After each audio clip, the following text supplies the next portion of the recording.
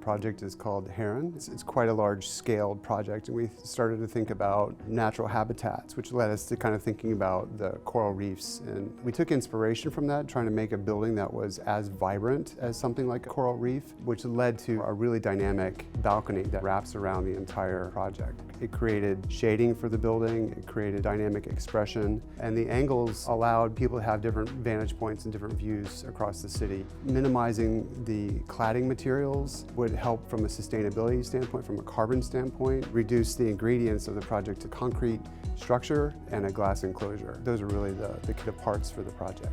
The partitions, we decided to make those out of a board form concrete because we like the feeling and the character and the texture of that and how that relates to sort of the organic setting in Tampa, Florida. We wanted to make something that gave the tenants a lot of access to indoor, outdoor, places for people to gather. Making a building today, it's really important to think through all those social connections.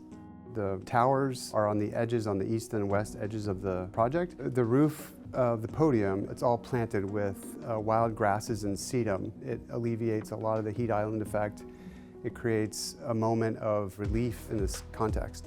The significant positioning of the building was that on the main corner was Riverwalk Park, which we took inspiration from and created a dynamic moment there, which is sort of a tree column that created sort of an identity for the front door of the project. The building could float above and create a direct link from the plaza to the north to the historic slip in the water to the south.